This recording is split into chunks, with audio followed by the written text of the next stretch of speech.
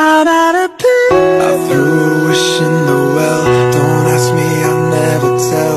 I looked to you as it fell, and now you're in my way. I trade my soul for a wish. Halo teman-teman, terima kasih telah mengunjungi video saya. Di video kali ini saya akan membahas mengenai pelajaran biologi lagi yang berjudul tentang jaringan pada hewan. Nah, mungkin di video sebelumnya teman-teman saya telah membahas mengenai jaringan pada tumbuhan, dan di video kali ini saya akan membahas mengenai jaringan pada hewan. Untuk mempersingkat waktunya, langsung saja kita ke pembahasannya. Nah, sekarang teman-teman saya akan membahas mengenai jaringan pada hewan. Nah, di video kemarin saya telah membahas mengenai jaringan pada tumbuhan, mulai dari jenis-jenis, pengertian, pembagian-pembagian dalam suatu jenis-jenis tersebut. Nah, sama halnya pada jaringan hewan pada yang kita bahas saat ini, jaringan ini juga memiliki jenis-jenisnya, pembagian-pembagiannya dan pengertiannya. Kemarin di video sebelumnya, pengertian dari jaringan pada tumbuhan itu merupakan sekumpulan sel yang sudah berkumpul.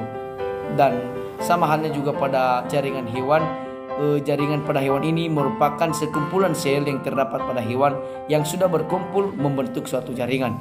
Nah, jaringan pada hewan ini juga memiliki jenis-jenis seperti pada jaringan tumbuhan. Nah, namun nama-nama jaringan pada hewan ini berbeda dengan jaringan-jaringan pada tumbuhan. Jaringan pada hewan ini dibagi menjadi 4 jenis, yaitu yang pertama jaringan otot, yang kedua jaringan ikat, yang ketiga jaringan epitel, dan yang keempat jaringan saraf. Nah, keempat jaringan ini nanti akan kita bahas satu persatu di video ini. Nah, sekarang teman-teman kita masuk pada jaringan otot. Nah, apa itu jaringan otot? Definisi dari jaringan otot ini teman-teman adalah alat gerak aktif yang terdapat pada hewan yang terdiri atas sel-sel otot panjang yang dapat berkontraksi saat dirangsang oleh impuls saraf. Nah, teman-teman, sama halnya dengan jaringan pada tumbuhan kemarin yang kita bahas, yaitu memiliki ciri-ciri. Begitu juga teman-teman jaringan otot ini. Dia juga memiliki ciri-ciri yang akan membedakannya dengan jaringan lainnya. Yaitu ciri-cirinya yaitu yang pertama, setiap sel pada jaringan otot ini pasti memiliki membran yang namanya sarkolema. Nah, apa itu sarkolema? Sarkolema ini merupakan membran yang berfungsi untuk membatasi atau memisahkan sel otot yang satu dengan sel otot yang lainnya. Kemudian teman-teman yang kedua, setiap sel pada jaringan otot ini pasti memiliki yang namanya sitoplasma yang disebut sebagai sarkoplasma. Dan yang ketiga, setiap jaringan otot ini memiliki serat-serat yang disebut dengan myofibrils. Nah, kita masuk pada bagian-bagian jaringan otot ini.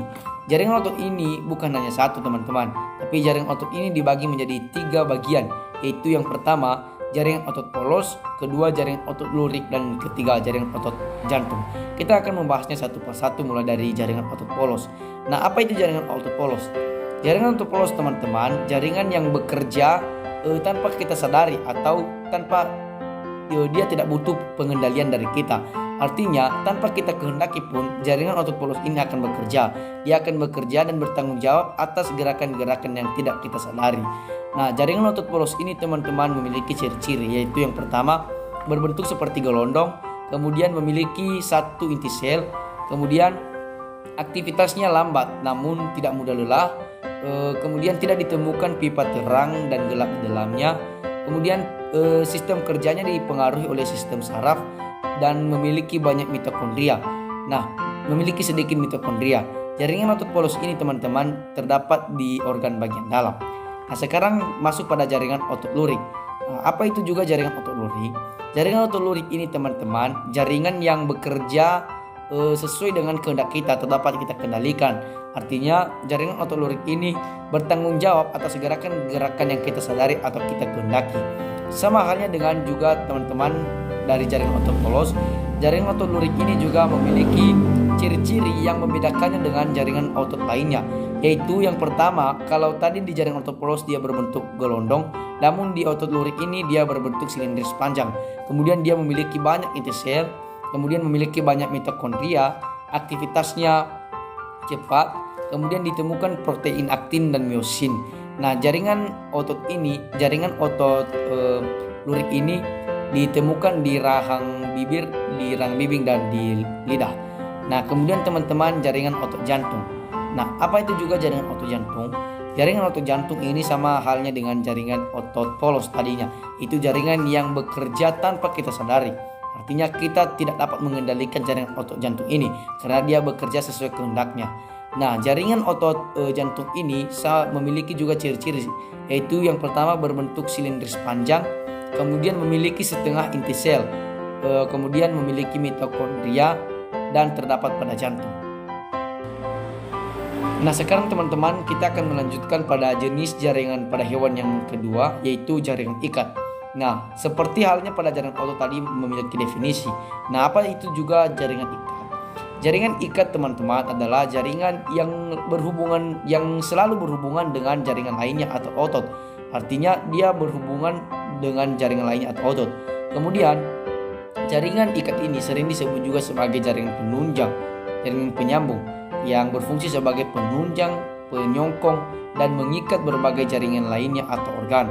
Nah, berdasarkan perkembangannya atau berdasarkan tahap perkembangannya, jaringan ikat ini dibedakan menjadi 3 jenis utama, yaitu yang pertama jaringan embrional, yang kedua jaringan ikat sesungguhnya, dan yang ketiga jaringan pengikat khusus. Nah, kita akan mulai mengenai jaringan embrional. Apa itu jaringan embrional? Jaringan embrional teman-teman adalah jaringan yang terdapat pada individu yang masih terdapat dalam kandungan induknya. Nah, jaringan embrional ini teman-teman disebut juga sebagai jaringan mesenchyme. Seiring berjalannya waktu teman-teman, jaringan embrional ini akan berkembang dan menjadi jaringan-jaringan pengikat lainnya, misalnya jaringan tulang dan jaringan lemak. Kemudian jaringan ikat sesungguhnya. Nah, jaringan ikat sesungguhnya ini teman-teman dibedakan menjadi 4 jenis atau bagian-bagiannya, yaitu yang pertama jaringan ikat longgar, jaringan ikat padat, jaringan lemak, dan jaringan serat retikuler. Nah, saya akan menjelaskan satu persatu mulai dari jaringan ikat longgar. Jaringan ikat longgar adalah jaringan yang ikatan antar strukturnya berbentuk longgar. Kemudian jaringan ikat padat. Jaringan ikat padat adalah jaringan yang disusun oleh matriks-matriks yang terbentuk dari serat-serat kolagen yang berbentuk padat. Nah, kemudian jaringan lemak. Jaringan lemak ini merupakan jaringan yang menyimpan atau mengikat lemak. Kemudian jaringan serat retikuler. Jaringan serat retikuler adalah jaringan yang terbentuk atas serat retikuler. Nah, kemudian teman-teman kita masuk pada jaringan ikat yang ketiga, yaitu jaringan pengikat khusus. Nah, jaringan pengikat khusus ini merupakan jaringan penyongkong dan penunjang. Nah, jaringan pengikat khusus ini terdiri atas jaringan tulang rawan, jaringan tulang keras, jaringan darah, dan jaringan limfe. Nah, sekarang teman-teman saya akan menjelaskan jaringan pada hewan yang ketiga, yaitu jaringan epitel. Nah, apa itu jaringan epitel? Jaringan epitel ini teman-teman merupakan jaringan penutup permukaan tubuh pada hewan yang tersusun antar sel-sel yang terikat dengan zat pengikat, sehingga bahkan tidak ada ruang antar sel atau tidak ada rongga antar sel. Nah, sama halnya dengan jaringan-jaringan yang telah saya jelaskan tadi, jaringan epitel ini juga memiliki ciri-ciri teman-teman yang membedakannya dengan jaringan-jaringan lainnya, yaitu yang pertama, jaringan epitel ini memiliki sel-sel yang tersusun rapat. Kemudian jaringan epitel ini memiliki sifat regenerasi yang tinggi, dan jaringan epitel ini hanya memiliki sel saraf. Nah, apa fungsi jaringan epitel ini pada proses-proses pada hewan? Nah, jaringan epitel ini berfungsi pada proses-proses penting pada hewan, misalnya proses transportasi, absorpsi, proteksi, sekresi, ekskresi, dan esoterseptor. Nah, jaringan epitel ini berfungsi pada proses transportasi. Artinya, jaringan epitel ini berfungsi untuk mengangkut zat-zat antar jaringan. Kemudian, pada proses absorpsi berfungsi untuk mengangkut atau menyerap sari-sari makanan. Kemudian, pada proses proteksi, jaringan epitel ini berfungsi untuk melindungi jaringan di bawahnya. Kemudian, pada proses sekresi, jaringan epitel ini berfungsi untuk menghasilkan epitelium dan epitelium dan kelenjar. Kemudian pada proses ekskresi, jaringan epitel ini berfungsi untuk membuang sisa-sisa metabolisme seperti air, karbon dioksida, dan mineral. Kemudian pada proses esoterseptor, jaringan epitel ini berfungsi untuk menerima rangsangan dari luar. Nah, berdasarkan jaringan epitel ini juga teman-teman dibedakan menjadi 2 kelompok besar, yaitu yang pertama jaringan epitel selapis dan jaringan epitel berlapis. Nah, jaringan epitel berlapis teman-teman adalah jaringan epitel yang memiliki lapisan lebih dari satu. Sedangkan jaringan epitel selapis adalah jaringan epitel yang memiliki satu lapisan. Nah, jaringan epitel ini juga dibedakan berdasarkan bentuknya, yaitu yang pertama jaringan epitel bentuk pipih, yang kedua jaringan epitel bentuk kubus, dan yang ketiga jaringan epitel bentuk silindris. Kemudian teman-teman, jaringan epitel ini dibedakan berdasarkan letaknya, di mana jaringan epitel ini dibedakan baik itu diletak paling atas maupun paling bawah. Nah, jaringan epitel yang pertama berdasarkan letaknya yaitu jaringan epitel epidermis, yang merupakan jaringan yang berbatasan langsung dengan lingkungan luar. Kemudian jaringan epitel mesotelium, yaitu yang membatasi antar rongga-rongga, dan jaringan epitel endotelium, yaitu jaringan yang membatasi antar organ-organ dalam. Nah, kemudian teman-teman, jaringan epitel ini juga dibagi berdasarkan struktur dan fungsinya, di mana jaringan epitel ini dibagi menjadi dua jenis, yaitu yang pertama jaringan epitel kelencar, yaitu jaringan epitel yang berfungsi untuk menghasilkan getah cair, dan jaringan epitel penutup, yaitu jaringan epitel yang berfungsi untuk menutupi permukaan tubuh pada hewan. Nah teman-teman, sekarang kita melanjutkan pada jaringan hewan yang keempat atau yang terakhir, yaitu jaringan saraf. Nah, jaringan saraf ini teman-teman juga memiliki definisi seperti jaringan lainnya, yaitu jaringan saraf ini merupakan jaringan yang berfungsi untuk mengantarkan impuls atau rangsangan dari luar dari alat-alat indera ke pusat saraf ataupun dari pusat saraf ke organ lainnya. Nah, jaringan saraf ini tersusun atas neuron atau sel saraf dan neuron glia atau sel pendukung.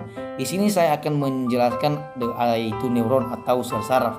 Nah, sel saraf ini atau neuron ini teman-teman dapat dibedakan baik itu berdasarkan fungsinya maupun berdasarkan ujung atau polarnya. Nah, saya menjelaskan satu persatu, mulai dari berdasarkan fungsinya. Berdasarkan fungsinya teman-teman, neuron ini dibedakan menjadi tiga jenis, yaitu neuron sensorik, neuron motorik, dan neuron konektor. Neuron sensorik ini merupakan neuron yang berfungsi untuk mengantarkan impuls dari reseptor ke pusat indera, ke pusat saraf. Sedangkan neuron motorik ini berfungsi untuk mengantarkan impuls dari pusat saraf ke efektor. Dan neuron konektor ini teman-teman merupakan neuron yang berfungsi untuk mengantarkan impuls dari neuron sensorik ke neuron motorik. Nah, berdasarkan polar atau ujungnya teman-teman, neuron ini dibedakan menjadi tiga jenis juga, yaitu neuron unipolar, neuron bipolar, dan neuron multipolar. Saya akan menjelaskannya satu persatu mulai dari neuron unipolar. Neuron unipolar ini teman-teman merupakan neuron yang badan selnya bercabang satu. Misalnya neuron ini kita temukan pada hewan-hewan bertingkat rendah. Kemudian neuron multipolar ini, neuron bipolar ini merupakan neuron yang memiliki badan selnya bercabang dua, yaitu terdiri atas dendrit dan akson. Sedangkan neuron multipolar ini merupakan neuron yang badan selnya memiliki banyak dendrit dan hanya satu akson. Nah, sekian teman-teman video dari saya. Semoga video ini dapat bermanfaat bagi teman-teman semua. Dan di video ini saya minta maaf jika ada kesalahan-kesalahan saya dan kekurangan saya selama saya menjelaskan. Mohon dimaklumi dan dimaafkan. Akhir kata saya ucapkan terima kasih.